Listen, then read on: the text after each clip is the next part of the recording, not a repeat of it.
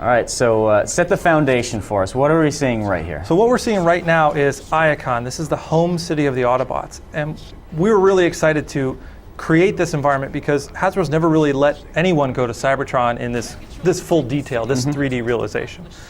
And that's even extended to how we redesign the characters. Because remember, they've never been to Earth in our story. Our story is a prequel to anything you've seen in the movies, or really a prequel to the cartoons from 1984. Sure. So full redesign on all the characters, brand new and original. And one of the things that I'm very excited about in the game is it's a 3-player co-op game at all times.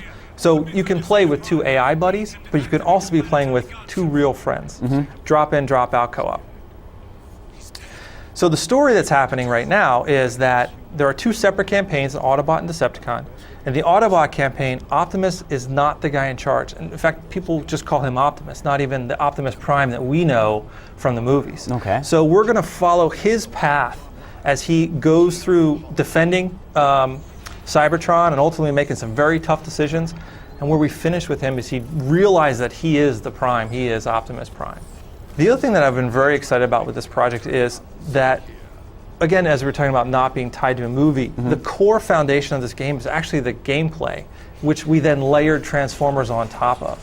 So if you played third-person shooters before, the controls are going to be real comfortable to you, right? Because we go with the standards that people know and are used to. 2 weapons that you can switch between any time, a segmented health system, fine aim, all that stuff that you're really used to. But then we layer the gameplay strategies of transformation and cool Transformer-based abilities on top of that. Now, you guys took some slight artistic liberties with those character designs. I know Optimus, he's not a semi-truck, he's a hover car in here, right? Yeah. So, we originally started with some much more Earth-centric designs, and what we realized is we had to create a style and a look that made sense with the property but also worked for gameplay. And so hover cars made a lot more gameplay sense so that you can use your boost mode and your hover mode much faster and transform much more frequently. So we did take some liberties but stayed within the guardrails of what the Transformers canon is. We've got a pretty right now. Matt, what exactly are we seeing here? That looks like a giant building right there. Well, it is actually. It's Omega Supreme, right? He is the biggest, most badass Autobot, right?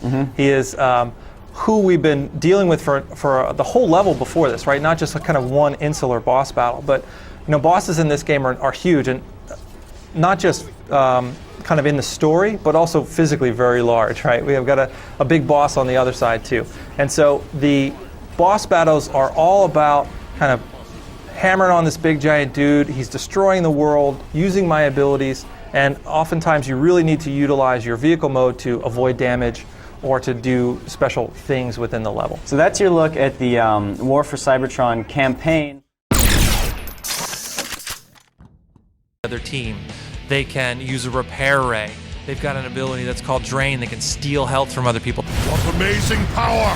I must have it for myself! They will do things within the level, move to the area that you're supposed to move forward. They will repair you if you take damage.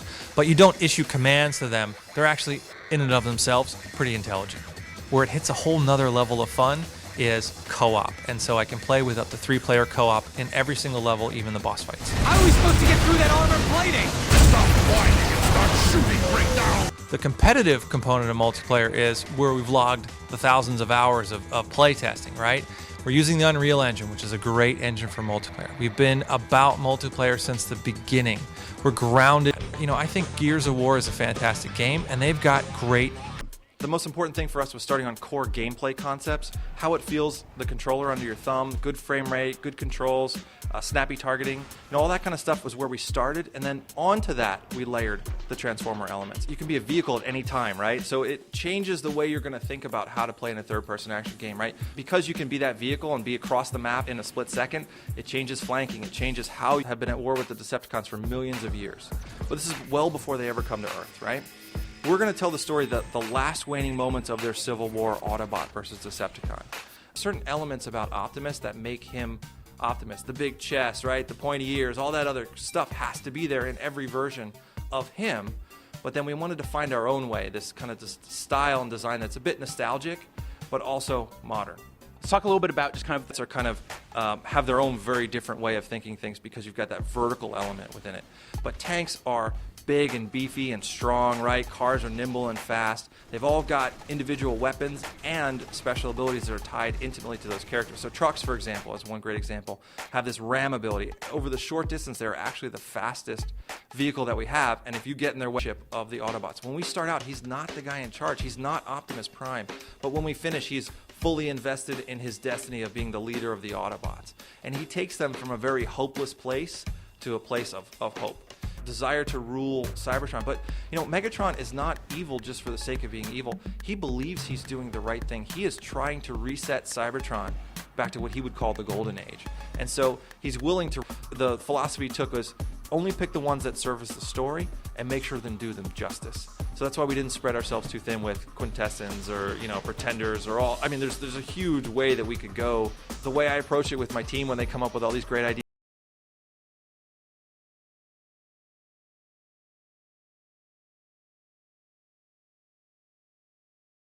Customize their own characters by giving them 4 classes to choose from. They're scouts, scientists, soldiers, and leaders. If you're a very fast twitch, you've got really great reflexes, I think the scout, the car is going to be the class for you. If you're all about the team, it's the leader class, it's the trucks. If I take the soldier because I can take the most damage and I can deal the most damage. And then finally, if you're that really crafty, strategic, finesse type player, it's the scientist, it's the jet, because I've got the sniper rifle and I've got... And I get to take 2 weapons with me into combat. Assault rifles, sniper rifles, mines, grenades, you name it, we have it. You get to pick from. You know, scouts get to cloak and turn invisible. Soldiers get this whirlwind 360 high damage attack. And I can choose 2 triggerable abilities. I also then get to choose 3 innate abilities. So the skills and the choices that you have to make are going to push you, I believe, to be making multiple trucks, multiple cars. And they've battled for years, whether it be on Earth or in space or on Cybertron, but we never really started at the root of that conflict. It's a really unique time and place for the story. He will do whatever it takes to get Cybertron back to what he thinks of as the golden age of Cybertron. Starscream is not a Decepticon when this story starts, and by the end of the first level, he says, you know what, I'm in. I want to be a Decepticon. What we come to find out across the course of the story is why Megatron keeps him as his second-hand man. Begin the story where Megatron is poised to take over Cybertron, and Optimus is not the guy in charge. He is kind of a field commander who has self-promoted himself to take up this mantle of defending their homeworld because nobody else is left. And so he's gathering guys to help him. I think this game is visually stunning and plays out this great story with these great characters. And the original idea was, we've had a couple games that were based on Earth. How about going to Cybertron? And Transformers War for Cybertron takes place on Cybertron. It's their backstory of what they were doing and how they became to be before they ever came to Earth. This is the Transformers game that they've been waiting for the last 20 years. It's based on the explore and build from that people wouldn't expect yet. You know, it's all fuzzy. Cybertron, as much as a paradigm of science fiction as Star Wars or Star Trek, it influenced all of our childhoods and probably, you know, our career paths as artists. It takes something that you may have had a fondness for as a kid and a really kind of violent, dark, adult style that I think people that are into games like Call of Duty will be able to get into. I just can't wait to get the ball rolling. This won't be the only touch point. Revisit all those childhood memories, gather the resource from the huge lore that is Transformers, and then shape that into